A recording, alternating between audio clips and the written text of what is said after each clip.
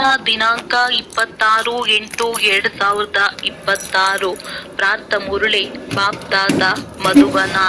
ಮಧುರ ಮಕ್ಕಳೇ, ನೀವು ಗ್ಯಾರಂಟಿ ಕೊಡುತ್ತೀರಿ. ನಾವು ನಮ್ಮದೇ ಯೋಗ ಬಲದಿಂದ ಈ ಭಾರತವನ್ನು ಸ್ವರ್ಗವನ್ನಾಗಿ ಮಾಡುತ್ತೇವೆ. ಅಲ್ಲಿ ಒಂದು ಧರ್ಮ, ಒಂದು ರಾಜ್ಯವಿರುತ್ತದೆ. ಪ್ರಶ್ನೆ: ಮಾಯೆಯ ಯಾವ ವಿಘ್ನದಿಂದ ಸುರಕ್ಷಿತರಾಗಿರುವವರು ಬಹಳ ಒಳ್ಳೆಯ ಚಮತ್ಕಾರ ಮಾಡಬಹುದಾಗಿದೆ? ಉತ್ತರ: ಮಾಯೆಯು ಎಲ್ಲದಕ್ಕಿಂತ ದೊಡ್ಡ ವಿಘ್ನವಾಗಿದೆ. ದೇಹಾಭಿಮಾನದಲ್ಲಿ ತಂದು ಒಬ್ಬರು ಇನ್ನೊಬ್ಬರ ನಾಮರೂಪದಲ್ಲಿ ಸಿಲುಕಿಸುವುದು. ಯಾವ ಮಕ್ಕಳು ಈ ವಿಘ್ನದಿಂದ ಸುರಕ್ಷಿತರಾಗಿರುವರೋ, ಮಾಯೆಯ ಮೋಸದಿಂದ ಮುಕ್ತರಾಗಿರುವರೋ, ಅವರು ಬಹಳ ಚಮತ್ಕಾರ ಮಾಡಿ ತೋರಿಸುತ್ತಾರೆ. ಅವರ ಬುದ್ಧಿಯಲ್ಲಿ ಸರ್ವೀಸಿನ ಹೊಸ ಹೊಸ ವಿಚಾರಗಳು ನಡೆಯುತ್ತಿರುತ್ತದೆ. ಯಾವಾಗ ದೇಹಿ ಅಭಿಮಾನಿಗಳಾಗುವಿರೋ ಆಗ ಸೇವೆಯಲ್ಲಿ ಉನ್ನತಿಯಾಗುವುದು. ಓಂ ಶಾಂತಿ. ತಂದೆಯು ಆತ್ಮಿಕ ಮಕ್ಕಳಿಗೆ ಶ್ರೀಮತವನ್ನು ಕೊಡಲು ಬಂದಿದ್ದಾರೆ. ಇದು ಮಕ್ಕಳಿಗೆ ತಿಳಿದಿದೆ. ಸ್ವಲ್ಪ ಸಮಯದಲ್ಲಿಯೇ ಡ್ರಾಮಾ ಅನುಸಾರ ಎಲ್ಲ ಕಾರ್ಯವೂ ಆಗಬೇಕಾಗಿದೆ. ನಾವು ರಾವಣಪುರಿಯನ್ನು ವಿಷ್ಣುಪುರಿಯನ್ನಾಗಿ ಮಾಡುತ್ತೇವೆ. ತಂದೆಯು ಗುಪ್ತವಾಗಿದ್ದಾರೆ, ವಿದ್ಯೆಯು ಗುಪ್ತವಾಗಿದೆ. ಅನೇಕ ಸೇವಾ ಕೇಂದ್ರಗಳಿವೆ. ಚಿಕ್ಕ ಪುಟ್ಟ ಹಳ್ಳಿಗಳಲ್ಲಿ ಸೇವಾ ಕೇಂದ್ರಗಳಿವೆ ಮತ್ತು ಅನೇಕ ಮಕ್ಕಳು ಇದ್ದಾರೆ. ಇನ್ನು ದಿನ ಪ್ರತಿದಿನ ವೃದ್ಧಿಯಾಗುತ್ತಾ ಹೋಗುತ್ತದೆ. ಪುಸ್ತಕಗಳಲ್ಲಿಯೂ ಬರೆಯುತ್ತಾರೆ, ನಾವು ಈ ಭಾರತ ಭೂಮಿಯನ್ನು ಸ್ವರ್ಗವನ್ನಾಗಿ ಮಾಡಿ ತೀರುತ್ತೇವೆ. ನಿಮಗೆ ಈ ಭಾರತ ಭೂಮಿಯು ಬಹಳ ಪ್ರಿಯವಾಗಿದೆ, ಏಕೆಂದರೆ ನೀವು ತಿಳಿದುಕೊಂಡಿದ್ದೀರಿ ಈ ಭಾರತವೇ ಸ್ವರ್ಗವಾಗಿತ್ತು. ಇದಕ್ಕೆ 5,000 ವರ್ಷಗಳಾಯಿತು. ಭಾರತವು ಬಹಳ ಗೌರವ ಪೂರ್ಣವಾಗಿತ್ತು. ನೀವು ಬ್ರಹ್ಮ ಮುಖ ವಂಶಾವಳಿಗೆ ಈ ಜ್ಞಾನವಿದೆ. ಈ ಭಾರತವನ್ನು ಶ್ರೀಮತದಂತೆ ಸ್ವರ್ಗವನ್ನಾಗಿ ಮಾಡಬೇಕಾಗಿದೆ. ಎಲ್ಲರಿಗೆ ಮಾರ್ಗವನ್ನು ತಿಳಿಸಬೇಕಾಗಿದೆ. ಮತ್ಯಾವುದೇ ಇಲ್ಲಿ ಕಿರಿಕಿರಿಯ ಮಾತಿಲ್ಲ. ಪರಸ್ಪರ ಕುಳಿತು ಸಲಹೆ ತೆಗೆದುಕೊಳ್ಳಬೇಕು. ಈ ಚಿತ್ರಗಳ ಮೂಲಕ ಇಂತಹ ಯಾವ ಜಾಹೀರಾತು ನೀಡಬೇಕು, ಯಾವುದರಿಂದ ಪತ್ರಿಕೆಗಳಲ್ಲಿಯೂ ಈ ಚಿತ್ರಗಳು ಬರಬೇಕಾಗಿದೆ. ಪರಸ್ಪರ ಇದರ ಬಗ್ಗೆ ಸೆಮಿನಾರ್ ಮಾಡಬೇಕಾಗಿದೆ. ಹೇಗೆ ಆ ಸರ್ಕಾರದವರು ಪರಸ್ಪರ ಸೇರುತ್ತಾರೆ, ಸಲಹೆ ತೆಗೆದುಕೊಳ್ಳುತ್ತಾರೆ. ಭಾರತವನ್ನು ನಾವು ಹೇಗೆ ಸುಧಾರಣೆ ಮಾಡುವುದು? ಈಗ ಇಷ್ಟೊಂದು ಮತಭೇದಗಳಾಗಿ ಬಿಟ್ಟಿದೆ. ಅವರನ್ನು ಪರಸ್ಪರ ಸೇರಿಸಿ ಒಂದು ಮಾಡಬೇಕು ಮತ್ತು ಭಾರತದಲ್ಲಿ ಸುಖ ಶಾಂತಿಯು ಹೇಗೆ ಸ್ಥಾಪನೆಯಾಗುವುದು? ಹಾಗೆಯೇ ನೀವು ಸಹ ಆತ್ಮಿಕ ಪಾಂಡವ ಸರ್ಕಾರದವರಾಗಿದ್ದೀರಿ. ಇದು ದೊಡ್ಡ ಈಶ್ವರೀಯ ಸರ್ಕಾರವಾಗಿದೆ. ಪತಿತ ಪಾವನ ತಂದೆಯೇ ಪತಿತ ಮಕ್ಕಳನ್ನು ಪಾವನರನ್ನಾಗಿ ಮಾಡಿ ಪಾವನ ಪ್ರಪಂಚದ ಮಾಲೀಕರನ್ನಾಗಿ ಮಾಡುತ್ತಾರೆ. ಈ ರಹಸ್ಯವನ್ನು ನೀವು ಮಕ್ಕಳು ಅರಿತುಕೊಂಡಿದ್ದೀರಿ. ಮುಖ್ಯವಾಗಿರುವುದು ಭಾರತದ ಆದಿ ಸನಾತನ ದೇವಿ ದೇವತಾ ಧರ್ಮವಾಗಿದೆ. ಇದು ರುದ್ರ ಜ್ಞಾನ ಯಜ್ಞವಾಗಿದೆ. ಶಿವ ತಂದೆಗೆ ರುದ್ರನೆಂದು ಈಗ ತಂದೆಯು ಬಂದು ನಿಮ್ಮನ್ನು ಜಾಗೃತಗೊಳಿಸಿದ್ದಾರೆ. ಮತ್ತೆ ನೀವು ಅನ್ಯರನ್ನು ಜಾಗೃತಗೊಳಿಸಬೇಕಾಗಿದೆ. ಡ್ರಾಮಾ ಪ್ಲಾನ್ ಅನುಸಾರ ನೀವು ಜಾಗೃತರಾಗುತ್ತಾ ಇರುತ್ತೀರಿ. ಇಲ್ಲಿಯವರೆಗೆ ಯಾರ್ಯಾರು ಎಂತೆಂತಹ ಪುರುಷಾರ್ಥ ಮಾಡಿದ್ದಾರೆಯೋ ಕಲ್ಪದ ಮೊದಲು ಅಷ್ಟೇ ಮಾಡಿದ್ದರು. ನಿಮ್ಮದ್ದು ಆತ್ಮಿಕ ಯುದ್ಧವಾಗಿದೆ. ಕೆಲವೊಮ್ಮೆ ಮಾಯೆಯ ಪ್ರಭಾವವು ಹೆಚ್ಚಾಗುತ್ತದೆ, ಕೆಲವೊಮ್ಮೆ ಈಶ್ವರನದ್ದು ಹೆಚ್ಚಾಗುತ್ತದೆ. ಕೆಲವೊಮ್ಮೆ ಸೇವೆಯು ಬಹಳ ತೀವ್ರವಾಗಿ ನಡೆಯುತ್ತದೆ. ಕೆಲವೊಮ್ಮೆ ಕೆಲವು ಮಕ್ಕಳಲ್ಲಿ ಮಾಯೆಯ ವಿಘ್ನಗಳು ಬೀಳುತ್ತವೆ. ಮಾಯೆಯು ಒಮ್ಮೆಲೆ ಮೂರ್ಛಿತರನ್ನಾಗಿ ಮಾಡಿಬಿಡುತ್ತದೆ. ಯುದ್ಧದ ಮೈದಾನವಲ್ಲವೇ? ಮಾಯೆಯು ರಾಮನ ಸಂತಾನರನ್ನು ಮೂರ್ಛಿತಗೊಳಿಸುತ್ತದೆ. ಲವಕುಶರ ಕಥೆಯೂ ಇದೆಯಲ್ಲವೇ? ರಾಮನಿಗೆ ಇಬ್ಬರು ಮಕ್ಕಳನ್ನು ತೋರಿಸುತ್ತಾರೆ. ಇಲ್ಲಂತೂ ತಂದೆಗೆ ಅನೇಕ ಮಕ್ಕಳಿದ್ದಾರೆ. ಈ ಸಮಯದಲ್ಲಿ ಎಲ್ಲಾ ಮನುಷ್ಯರು ಕುಂಭಕರ್ಣನ ನಿದ್ರೆಯಲ್ಲಿ ನಿದ್ರಿಸುತ್ತಿದ್ದಾರೆ. ಅವರಿಗೂ ಇದು ಸಹ ತಿಳಿದಿಲ್ಲ. ಪರಮಪಿತ ಪರಮಾತ್ಮನು ಮಕ್ಕಳಿಗೆ ಆಸ್ತಿಯನ್ನು ಕೊಡಲು ಬಂದಿದ್ದಾರೆ. ತಂದೆಯು ಭಾರತದಲ್ಲಿಯೇ ಬರುತ್ತಾರೆ. ಈ ಮಾತನ್ನು ಸಂಪೂರ್ಣ ಮರೆತು ಹೋಗಿದ್ದಾರೆ. ಭಾರತವಾಸಿಗಳೇ ಸ್ವರ್ಗದ ಮಾಲೀಕರಾಗಿದ್ದರು. ಇದರಲ್ಲಿ ಯಾವುದೇ ಸಂಶಯವಿಲ್ಲ. ಪರಮಪಿತ ಪರಮಾತ್ಮನ ಜನ್ಮವು ಇಲ್ಲಿಯೇ ಆಗುತ್ತದೆ. ಆದ್ದರಿಂದ ಭಾರತದಲ್ಲಿ ಶಿವ ಜಯಂತಿಯನ್ನು ಆಚರಿಸುತ್ತಾರೆ. ಅಂದ ಮೇಲೆ ಅವಶ್ಯವಾಗಿ ಅವರು ಬಂದು ಏನಾದರೂ ಮಾಡಿರಬೇಕು. ಬುದ್ಧಿಯು ಹೇಳುತ್ತದೆ, ಅವಶ್ಯವಾಗಿ ತಂದೆಯು ಬಂದು ಸ್ವರ್ಗದ ಸ್ಥಾಪನೆ ಮಾಡಿರುವರು. ಪ್ರೇರಣೆಯಿಂದ ಸ್ಥಾಪನೆ ಮಾಡಿರುವುದಿಲ್ಲ. ಇಲ್ಲಂತೂ ನೀವು ಮಕ್ಕಳಿಗೆ ರಾಜಯೋಗವನ್ನು ಕಲಿಸಲಾಗುತ್ತದೆ. ನೆನಪಿನ ಯಾತ್ರೆಯನ್ನು ಕಲಿಸಲಾಗುತ್ತದೆ. ಪ್ರೇರಣೆಯಿಂದ ಯಾವುದೇ ಶಬ್ದವೂ ಕೇಳಿ ಬರುವುದಿಲ್ಲ. ಶಂಕರನು ಪ್ರೇರಣೆಯಿಂದ ವಿನಾಶ ಮಾಡುತ್ತಾನೆಂದು ತಿಳಿಯುತ್ತಾರೆ. ಆದರೆ ಇದರಲ್ಲಿ ಪ್ರೇರಣೆಯ ಮಾತಿಲ್ಲ. ನೀವೀಗ ತಿಳಿದುಕೊಂಡಿದ್ದೀರಿ, ಡ್ರಾಮಾದಲ್ಲಿ ಅಣ್ವಸ್ತ್ರಗಳನ್ನು ತಯಾರಿಸುವುದೇ ಅವರ ಪಾತ್ರವಿದೆ. ಅವರು ವಿನಾಶಕ್ಕಾಗಿ ನಿಮಿತ್ತರಾಗಿದ್ದಾರೆ. ಪ್ರೇರಣೆಯು ಶಾಸ್ತ್ರಗಳ ಶಬ್ದವಾಗಿದೆ. ಇದರಲ್ಲಿ ಶಂಕರನು ಸೂಕ್ಷ್ಮ ವತನದಲ್ಲಿರುತ್ತಾರೆ. ಡ್ರಾಮಾ ಅನುಸಾರ ವಿನಾಶವಾಗಲೇಬೇಕಾಗಿದೆ. ಮಹಾಭಾರತ ಯುದ್ಧದಲ್ಲಿ ಈ ಅಣ್ವಸ್ತ್ರಗಳೆಲ್ಲವನ್ನು ಉಪಯೋಗಿಸಿದ್ದರು ಎಂದು ಗಾಯನವಿದೆ. ಯಾವುದು ಕಳೆದು ಹೋಗಿದೆಯೋ ಅದು ಮತ್ತೆ ಪುನರಾವರ್ತನೆಯಾಗುವುದು. ನೀವು ಗ್ಯಾರಂಟಿ ಕೊಡುತ್ತೀರಿ, ನಾವು ಯೋಗ ಬಲದಿಂದ ಸ್ವರ್ಗದ ಸ್ಥಾಪನೆ ಮಾಡುತ್ತೇವೆ. ಅಲ್ಲಿ ಒಂದು ಧರ್ಮವಿರುವುದು. ಮತ್ತೆಲ್ಲ ಧರ್ಮಗಳು ಎಲ್ಲಿರುತ್ತವೆ? ಅವಶ್ಯವಾಗಿ ವಿನಾಶವಾಗಿ ಬಿಡುತ್ತವೆ. ಇದು ತಿಳಿದುಕೊಳ್ಳುವ ಮಾತಾಗಿವೆ. ಬ್ರಹ್ಮನ ಮೂಲಕ ಸ್ಥಾಪನೆ ಎಂದು ಗಾಯನವಿದೆ. ವಿಷ್ಣುವಿನ ಮೂಲಕ ಪಾಲನೆಯಂತೂ ಸರಿಯಾಗಿದೆ. ಆದರೆ ಶಂಕರನನ್ನು ಶಿವನ ಪೂಜೆ ಜೊತೆ ಸೇರಿಸಿ ಬಿಟ್ಟಿದ್ದಾರೆ. ಇದು ತಪ್ಪಾಗಿದೆ. ಶಿವಶಂಕರನೆಂದು ಹೇಳಿಬಿಡುತ್ತಾರೆ. ಏಕೆಂದರೆ ಶಂಕರನು ಯಾವುದೇ ಕಾರ್ಯವನ್ನು ಮಾಡುವುದಿಲ್ಲ. ಆದರೆ ಶಿವ ತಂದೆಯು ತಿಳಿಸುತ್ತಾರೆ, ನಾನಂತೂ ಬಹಳ ಕೆಲಸವನ್ನು ಮಾಡಬೇಕಾಗುತ್ತದೆ. ಎಲ್ಲರನ್ನು ಪಾವನ ಮಾಡಬೇಕಾಗುತ್ತದೆ. ನಾನು ಈ ಬ್ರಹ್ಮರವರ ತನುವಿನಲ್ಲಿ ಪ್ರವೇಶ ಮಾಡಿ ಈ ಸಾಕಾರದ ಮೂಲಕ ಕಾರ್ಯ ಮಾಡಿಸುತ್ತೇನೆ. ಶಂಕರನ ಪಾತ್ರವೇನೂ ಇಲ್ಲ. ಶಿವನ ಪೂಜೆಯೂ ನಡೆಯುತ್ತದೆ. ಶಿವನೇ ಕಲ್ಯಾಣಕಾರಿ ಜೋಳಿಗೆಯನ್ನು ತುಂಬಿಸುವವರಾಗಿದ್ದಾರೆ. ಶಿವ ಪರಮಾತ್ಮಾಯೇ ನಮಃ ಎಂದು ಹೇಳುತ್ತಾರಲ್ಲವೇ? ಈ ಬ್ರಹ್ಮನೂ ಸಹ ಪ್ರಜಾಪಿತನಾದರು. ಬ್ರಹ್ಮನಿಂದ ವಿಷ್ಣು, ವಿಷ್ಣುವಿನಿಂದ ಬ್ರಹ್ಮ, ಇವು ಬಹಳ ಗುಹ್ಯ ಮಾತುಗಳಾಗಿವೆ.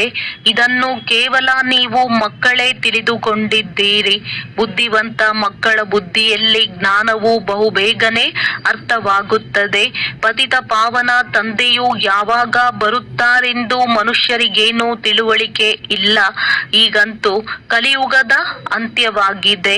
ಒಂದು ವೇಳೆ ಕಲಿಯುಗದ ಅಂತ್ಯಕ್ಕೆ ಇನ್ನೂ 40,000 ವರ್ಷಗಳಿದೆ ಎಂದು ಹೇಳುವುದಾದರೆ ಇನ್ನೆಷ್ಟು ಪತಿತರಾಗುವರು, ಎಷ್ಟು ದುಃಖವನ್ನು ಸಹನೆ ಮಾಡುವರು. ಕಲಿಯುಗದಲ್ಲಿ ಸುಖವಿರುವುದೇ ಇಲ್ಲ. ಏನನ್ನು ಅರಿತುಕೊಂಡಿರದ ಕಾರಣ ಘೋರ ಅಂಧಕಾರದಲ್ಲಿದ್ದಾರೆ. ನೀವು ಮಕ್ಕಳು ಪರಸ್ಪರ ಸೇರಿ ಹೇಗೆ ಸರ್ವೀಸ್ ಅನ್ನು ವೃದ್ಧಿಪಡಿಸಬೇಕೆಂದು ಸಲಹೆ ತೆಗೆದುಕೊಳ್ಳಬೇಕು. ತಂದೆಯು ತಂದೆಯು ಯುಕ್ತಿಯನ್ನಂತೂ ತಿಳಿಸುತ್ತಾ ಇರುತ್ತಾರೆ. ಮಕ್ಕಳು ಪರಸ್ಪರ ಸೇರಬೇಕಾಗಿದೆ. ಚಿತ್ರಗಳ ಬಗ್ಗೆ ಚೆನ್ನಾಗಿ ತಿಳಿಸಬೇಕಾಗಿದೆ. ಡ್ರಾಮಾ ಅನುಸಾರ ಚಿತ್ರಗಳು ತಯಾರಾಗುತ್ತಿವೆ. ಮಕ್ಕಳಿಗೆ ತಿಳಿದಿದೆ, ಯಾವ ಯಾವ ಸಮಯವು ಕಳೆಯುತ್ತಾ ಹೋಗುತ್ತದೆಯೋ ಅದು ಹಾಗೆಯೇ ನಾಟಕವು ನಡೆಯುತ್ತಾ ಇರುತ್ತದೆ. ಮಕ್ಕಳ ಸ್ಥಿತಿಯು ಕೆಲವೊಮ್ಮೆ ಮೇಲೆ ಕೆಲವೊಮ್ಮೆ ಕೆಳಗೆ ಇದು ನಡೆಯುತ್ತಾ ಇರುವುದು ತಂದೆಯೂ ಸಹ ಸಾಕ್ಷಿಯಾಗಿ ನೋಡುತ್ತಾರೆ.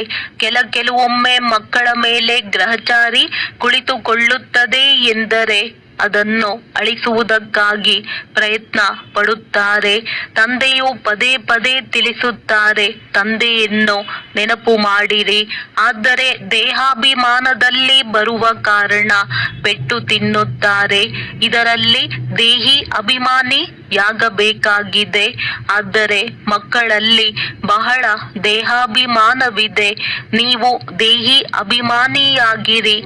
ಆಗ ತಂದೆಯ ನೆನಪು ಇರುವುದು ಮತ್ತು ಸರ್ವೀಸಿನ ಉನ್ನತಿಯೂ ಆಗುತ್ತಿರುವುದು. ಯಾರು ಶ್ರೇಷ್ಠ ಪದವಿಯನ್ನು ಪಡೆಯಬೇಕಾಗಿದೆಯೋ ಅವರು ಸದಾ ಸೇವೆಯಲ್ಲಿ ತೊಡಗಿರುತ್ತಾರೆ. ಒಂದು ವೇಳೆ ಅದೃಷ್ಟದಲ್ಲಿಲ್ಲವೆಂದರೆ ಪುರುಷಾರ್ಥವನ್ನು ಮಾಡುವುದಿಲ್ಲ.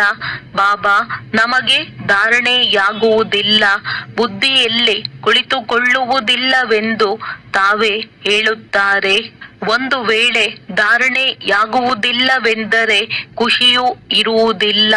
ಯಾರಿಗೆ ಧಾರಣೆಯಾಗುವುದೋ ಅವರಿಗೆ ಖುಷಿಯೂ ಇರುತ್ತದೆ. ಶಿವ ತಂದೆಯು ಬಂದಿದ್ದಾರೆಂಬುದನ್ನು ತಿಳಿದುಕೊಳ್ಳುತ್ತಾರೆ. ತಂದೆಯು ತಿಳಿಸುತ್ತಾರೆ, ಮಕ್ಕಳೇ, ನೀವು ಬಹಳ ಚೆನ್ನಾಗಿ ತಿಳಿದುಕೊಂಡು ಅನ್ಯರಿಗೂ ತಿಳಿಸಿರಿ. ಕೆಲವರಂತೂ ಸರ್ವೀಸಿನಲ್ಲಿ ತೊಡಗುತ್ತಾರೆ, ಪುರುಷಾರ್ಥ ಮಾಡುತ್ತಾ ಇರುತ್ತಾರೆ. ನೀವು ಮಕ್ಕಳು ತಿಳಿದುಕೊಂಡಿದ್ದೀರಿ, ಯಾವ ಯಾವ ಕ್ಷಣವು ಕಳೆಯುತ್ತದೆಯೋ ಅದು ಡ್ರಾಮಾದಲ್ಲಿ ನಿಗದಿಯಾಗಿದೆ. ಮತ್ತೆ ಹಾಗೆಯೇ ಪುನರಾವರ್ತನೆಯಾಗುತ್ತದೆ. ಮಕ್ಕಳಿಗೆ ತಿಳಿಸಲಾಗುತ್ತದೆ. ಹೊರಗಡೆ ಭಾಷಣ ಮಾಡುವ ಸಮಯದಲ್ಲಂತೂ ಅನೇಕ ಪ್ರಕಾರದ ಮನುಷ್ಯರು ಬರುತ್ತಾರೆ. ನೀವು ಮಕ್ಕಳು ತಿಳಿದುಕೊಂಡಿದ್ದೀರಿ, ಎಲ್ಲ ವೇದ ಶಾಸ್ತ್ರ ಗೀತೆ ಮೊದಲಾದುದರ ಮೇಲೆ ಭಾಷಣ ಮಾಡುತ್ತಾರೆ. ಆದರೆ ಅವರಿಗೆ ಇಲ್ಲಿ ಈಶ್ವರನು ತನ್ನ ಮತ್ತು ರಚನೆಯ ಆದಿ ಮಧ್ಯ ಅಂತ್ಯದ ರಹಸ್ಯವನ್ನು ತಿಳಿಸುತ್ತಾರೆಂಬುದು ತಿಳಿದೇ ಇಲ್ಲ. ಚಿತ್ರಗಳಲ್ಲಿ ಪರಮಾತ್ಮನು ಯಾರೆಂಬುದನ್ನು ಎಷ್ಟು ಚೆನ್ನಾಗಿ ತೋರಿಸಿದ್ದಾರೆ. ಈ ಚಿತ್ರಗಳ ಬಗ್ಗೆ ಪ್ರೊಜೆಕ್ಟರ್ನಲ್ಲಿ ತಿಳಿಸಲು ಸಾಧ್ಯವಿಲ್ಲ. ಪ್ರದರ್ಶನಿಯಲ್ಲಿ ಚಿತ್ರಗಳು ಇವೆ ಮತ್ತು ನೀವು ತಿಳಿಸಿ ಕೇಳಬಹುದು. ಈಗ ಹೇಳಿರಿ, ಗೀತೆಯ ಭಗವಂತನು ಯಾರು? ಜ್ಞಾನ ಸಾಗರ ಯಾರು? ಪವಿತ್ರತೆ, ಸುಖ, ಶಾಂತಿಯ ಸಾಗರ, ಮುಕ್ತಿದಾತ, ಮಾರ್ಗದರ್ಶಕ ಯಾರು? ಕೃಷ್ಣನಿಗೆ ಈ ರೀತಿ ಹೇಳಲು ಸಾಧ್ಯವಿಲ್ಲ. ಪರಮಾತ್ಮನ ಮಹಿಮೆಯೇ ಬೇರೆ ಇದೆ. ಮೊದಲು ಭರಿಸಬೇಕು, ಅಭಿಪ್ರಾಯವನ್ನು ತೆಗೆದುಕೊಳ್ಳಬೇಕು, ಎಲ್ಲರಿಂದ ಸಹಿಯನ್ನು ತೆಗೆದುಕೊಳ್ಳಬೇಕಾಗಿದೆ. ಹಾಲ್ನಲ್ಲಿ ಪಕ್ಷಿಗಳು ಓಡಾಡುತ್ತಿವೆ. ಈ ಸಮಯದಲ್ಲಿ ಇಡೀ ಪ್ರಪಂಚದಲ್ಲಿ ಜಗಳ ಕಲಹವೇ ಇದೆ. ಎಲ್ಲರೂ ಪರಸ್ಪರ ಒಡೆದಾಡುತ್ತಾ ಇರುತ್ತಾರೆ. ಮನುಷ್ಯರಲ್ಲಿಯೇ ಪಂಚವಿಕಾರಗಳ ಗಾಯನವಿದೆ. ಪ್ರಾಣಿಗಳ ಮಾತಿಲ್ಲ. ಮನುಷ್ಯರಿಗಾಗಿಯೇ ವಿಕಾರಿ ಪ್ರಪಂಚ, ನಿರ್ವಿಕಾರಿ ಪ್ರಪಂಚದ ಗಾಯನವಿದೆ. ಕಲಿಯುಗದಲ್ಲಿ ಆಸುರಿ ಸಂಪ್ರದಾಯ, ಸತ್ಯಯುಗದಲ್ಲಿ ದೈವಿ ಸಂಪ್ರದಾಯವಿದೆ. ಮನುಷ್ಯರು ಇಷ್ಟು ತಮೋ ಪ್ರಧಾನ ಬುದ್ಧಿಯವರಾಗಿದ್ದಾರೆ. ನಾವು ಆಸುರಿ ಸಂಪ್ರದಾಯದವರಾಗಿದ್ದೇವೆ ಎಂದು ತಿಳಿದುಕೊಳ್ಳುವುದೇ ಇಲ್ಲ. ದೇವತೆಗಳ ಮುಂದೆ ಹೋಗಿ ನಾವು ನೀಚರು, ಪಾಪಿಗಳಾಗಿದ್ದೇವೆ, ನಾನು ನಿರ್ಗುಣನಲ್ಲಿ ಯಾವುದೇ ಗುಣವಿಲ್ಲವೆಂದು ಆಡುತ್ತಾರೆ. ನೀವು ಅವರಿಗೆ ಸಿದ್ಧ ಮಾಡಿ ತಿಳಿಸಿರಿ. ಏಣಿಯ ಚಿತ್ರದಲ್ಲಿ ಬಹಳ ಸ್ಪಷ್ಟವಾಗಿದೆ. ಹೇಗೆ ಏರುವ ಕಲೆಯಾಗುತ್ತದೆ ಮತ್ತು ಇಳಿಯುವ ಕಲೆಯಾಗುತ್ತದೆ ಎಂಬುದನ್ನು ತೋರಿಸಿದ್ದಾರೆ. ಭಾರತವಾಸಿಗಳಿಗೆ ಮುಖ್ಯವಾದುದು ಏಣಿಯ ಚಿತ್ರವಾಗಿದೆ. ಇದು ಎಲ್ಲದಕ್ಕಿಂತ ಒಳ್ಳೆಯ ಚಿತ್ರ. ಚಿತ್ರವಾಗಿದೆ. ಈ ಚಿತ್ರದ ಬಗ್ಗೆ ನೀವು ಬಹಳ ಚೆನ್ನಾಗಿ ತಿಳಿಸಬಲ್ಲಿರಿ. 84 ಜನ್ಮಗಳನ್ನು ಪೂರ್ಣಗೊಳಿಸಿ ಮತ್ತೆ ಮೊದಲ ನಂಬರಿನ ಜನ್ಮವನ್ನು ತೆಗೆದುಕೊಳ್ಳಬೇಕಾಗಿದೆ. ಮತ್ತೆ ಇಳಿಯುವ ಕಲೆಯಲ್ಲಿ ಬರಬೇಕಾಗುತ್ತದೆ. ಎಲ್ಲರಿಗೆ ಹೇಗೆ ಮಾರ್ಗವನ್ನು ತಿಳಿಸಬೇಕೆಂದು ಪ್ರತಿಯೊಬ್ಬರಿಗೆ ವಿಚಾರ ನಡೆಯಬೇಕು. ವಿಚಾರ ನಡೆಯದಿದ್ದರೆ ಸರ್ವಿಸ್ ಹೇಗೆ ಮಾಡುವಿರಿ? ಚಿತ್ರಗಳ ಬಗ್ಗೆ ತಿಳಿಸುವುದು ಬಹಳ ಸಹಜವಾಗುತ್ತದೆ. ಸತ್ಯಯುಗದ ನಂತರ ಏಣಿಯನ್ನು ಇಳಿಯಲೇಬೇಕಾಗಿದೆ. ಮಕ್ಕಳಿಗೆ ತಿಳಿದಿದೆ, ನಾವೀಗ ವರ್ಗಾವಣೆಯಾಗುತ್ತಿದ್ದೇವೆ. ಆದರೆ ನೇರವಾಗಿ ಸತ್ಯಯುಗಕ್ಕೆ ಹೋಗುವುದಿಲ್ಲ. ಮೊದಲು ಶಾಂತಿಧಾಮದಲ್ಲಿ ಹೋಗಬೇಕಾಗಿದೆ. ನಾವು ಪಾತ್ರಧಾರಿಗಳಾಗಿದ್ದೇವೆ ಎಂಬುದನ್ನು ನೀವು ತಿಳಿದುಕೊಂಡಿದ್ದೀರಿ. ಬಾಕಿ ನಿಮ್ಮಲ್ಲಿಯೂ ಈ ಡ್ರಾಮಾದ ಪಾತ್ರಧಾರಿಗಳೆಂದು ತಿಳಿದುಕೊಳ್ಳುವವರು ನಂಬರ್ ವಾರ್ ಇದ್ದಾರೆ. ನಾವು ಪಾತ್ರಧಾರಿಗಳೆಂದು ಹೇಳುವವರು ಪ್ರಪಂಚದಲ್ಲಿ ಮತ್ಯಾರೂ ಇಲ್ಲ. ನಾವು ಬರೆಯುತ್ತೇವೆ, ಪ್ರತಿಯೊಬ್ಬ ಮನುಷ್ಯ ಮಾತ್ರನು ಈ ಬೇಹದ್ದಿನ ಡ್ರಾಮಾದ ಪಾತ್ರಧಾರಿಯಾಗಿದ್ದರೂ ಸಹ ಡ್ರಾಮಾದ ಮುಖ್ಯ ಪಾತ್ರಧಾರಿಗಳು ನಿರ್ದೇಶಕ ಡ್ರಾಮಾದ ಆದಿ ಮಧ್ಯ ಅಂತ್ಯವನ್ನು ತಿಳಿದುಕೊಂಡಿಲ್ಲ. ಆದ್ದರಿಂದ ಅವರು ಬುದ್ಧಿಹೀನರಾಗಿದ್ದಾರೆ. ಇದನ್ನು ಬರೆಯುವುದರಲ್ಲಿ ಏನೂ ಪರವಾಗಿಲ್ಲ. ಒಂದು ಕಿವಿಯಿಂದ ಕೇಳಿ ಇನ್ನೊಂದರಿಂದ ತೆಗೆದು ಬಿಡಬಾರದು. ಸರ್ವಿಸ್ ಮತ್ತು ಸರ್ವಿಸ್ ತಂದೆಗೆ ತಿಳಿದಿದೆ, ಮಕ್ಕಳ ಮೇಲೆ ಕೆಲವೊಮ್ಮೆ ಗ್ರಹಚಾರವು ಕುಳಿತುಕೊಳ್ಳುತ್ತದೆ. ಗ್ರಹಚಾರವು ಕುಳಿತುಕೊಂಡಾಗ ಎಷ್ಟೊಂದು ನಷ್ಟ ಉಂಟಾಗುತ್ತದೆ. ಅದನ್ನು ತಂದೆಯೂ ತಿಳಿದುಕೊಂಡಿದ್ದಾರೆ. ಸಾಹುಕಾರರು ಬಡವರಾಗಿ ಬಿಡುತ್ತಾರೆ. ಕಾರಣವಂತೂ ಇರುತ್ತದೆ ಎಲ್ಲವೇ. ಅನೇಕರಿಗೆ ತಂದೆಯು ತಿಳಿಸುತ್ತಲೂ ಇರುತ್ತಾರೆ, ಮಕ್ಕಳೇ, ನಾಮರೂಪದಲ್ಲಿ ಎಂದು ಸಿಲುಕಬೇಡಿ. ಇಲ್ಲವಾದರೆ ಮಾಯೆಯು ಹೀಗಿದೆ, ಅದು ಮೂಗನ್ನಿಡಿದು ಬೀಳಿಸುತ್ತದೆ. ಮಾಯೆಯು ಬಹಳ ಮೋಸ ಮಾಡುತ್ತದೆ. ಇಲ್ಲಿ ಪ್ರಿಯತಮ ಪ್ರಿಯತಮೆಯರಾಗಬಾರದು. ಯಾವುದೇ ವಿಕಾರಕ್ಕಾಗಿ ಅವರು ಪ್ರಿಯತಮೆಯರಾಗುವುದಿಲ್ಲ. ಕೆಲವರು ರೂಪಕ್ಕಾಗಿ ಬಲಿಯಾರಿಯಾಗುತ್ತಾರೆ. ನೀವು ತಿಳಿದುಕೊಂಡಿದ್ದೀರಿ, ಸೇವಾ ಕೇಂದ್ರಗಳಲ್ಲಿಯೂ ಇಂತಹ ಮಾಯೆಯ ವಿಘ್ನಗಳು ಬರುತ್ತವೆ. ಒಬ್ಬರು ಇನ್ನೊಬ್ಬರ ನಾಮರೂಪದಲ್ಲಿ ಸಿಲುಕುತ್ತಾರೆ. ಮಾಯೆಯು ಇಷ್ಟು ಪ್ರಬಲವಾಗಿದೆ. ಮಾತೆಯ ನಾಮರೂಪದಲ್ಲಿ, ಕನ್ಯೆಯ ನಾಮರೂಪದಲ್ಲಿ ಸಿಲುಕುತ್ತಾರೆ. ಪುರುಷಾರ್ಥ ಮಾಡುತ್ತಿದ್ದರೂ ಮಾಯೆಯು ಹಿಡಿದುಕೊಂಡು ಬಿಡುತ್ತದೆ. ಆದ್ದರಿಂದ ತಂದೆಯು ಸಾವಧಾನ ನೀಡುತ್ತಾರೆ, ಮಕ್ಕಳೇ, ಮಾಯೆಯು ಬಹಳ ಸಿಕ್ಕಿ ಹಾಕಿಸುವ ಪ್ರಯತ್ನ ಮಾಡುವುದು. ಆದರೆ ನೀವು ಸಿಲುಕಬಾರದು. ದೇಹಾಭಿಮಾನದಲ್ಲಿ ಬರಬಾರದು. ತಮ್ಮನ್ನು ಆತ್ಮನೆಂದು ತಿಳಿದು ತಂದೆಯನ್ನು ನೆನಪು ಮಾಡಬೇಕಾಗಿದೆ. ಮಾಯೆಯ ಮೋಸದಿಂದ ದೂರವಿರಬೇಕಾಗಿದೆ. ನೀವು ಮಕ್ಕಳನ್ನು ತಂದೆಯು ಸುಂದರ ಹೂಗಳನ್ನಾಗಿ ಮಾಡಲು ಬಂದಿದ್ದಾರೆ. ನಿಮಗೆ ಯಾವುದೇ ಮಾತಿನಲ್ಲಿ ಸಂಶಯ ಬರಬಾರದು. ಒಂದು ವೇಳೆ ಮನಸ್ಸಿನಲ್ಲಿ ಸಂಶಯ ಬಂದರೆ ಚೆನ್ನಾಗಿ ಸರ್ವಿಸ್ ಮಾಡಲು ಸಾಧ್ಯವಿಲ್ಲ. ಒಳಗೆ ಗುಟುಕರಿಸುತ್ತಾ ಇರುತ್ತಾರೆ. ಇದರಲ್ಲಿ ಧೈರ್ಯವನ್ನು ಇಡಬೇಕಾಗಿದೆ. ಸಮಯವು ಬಹಳ ಕಡಿಮೆ ಇದೆ. ತಂದೆಯ ಮುರುಳಿಯನ್ನು ಕೇಳುತ್ತೀರೆಂದರೆ ಉತ್ಸಾಹದಲ್ಲಿ ಬರುತ್ತೀರಿ. ಆತ್ಮ ಪ್ರಕಾಶ ಮಗುವು ಬಹಳ ಚೆನ್ನಾಗಿ ಚಿತ್ರಗಳ ಕಡೆ ಗಮನ ಕೊಡುತ್ತಿದ್ದಾರೆ. ಬಾಂಬೆಯವರಿಗೂ ಬುದ್ಧಿಯಲ್ಲಿ ಬರಬೇಕಾಗಿದೆ. ಮುಖ್ಯ ಚಿತ್ರಗಳನ್ನು ಮೊದಲು ಇವರು ಮಾಡಬೇಕಾಗಿದೆ. ಪರಿಶೀಲನೆ ಮಾಡಿಕೊಳ್ಳಿ, ಹೇಗೆ ಚಿತ್ರಗಳಲ್ಲಿ ಉನ್ನತಿಯಾಗಬೇಕು ಎಂದು ತಂದೆಯು ಡೈರೆಕ್ಷನ್ ಕೊಡುತ್ತಾ ಇರುತ್ತಾರೆ. ಯಾವುದಾದರೂ ಇಂತಹ ಯುಕ್ತಿಯನ್ನು ರಚಿಸಿರಿ. ಏಣಿ ಚಿತ್ರವು ವಿಮಾನ ನಿಲ್ದಾಣದಲ್ಲಿ ಹಾಕುವಂತಿರಬೇಕು. ಈ ಚಿತ್ರವನ್ನು ನೋಡಿ ಎಲ್ಲರೂ ಖುಷಿ ಪಡುವರು.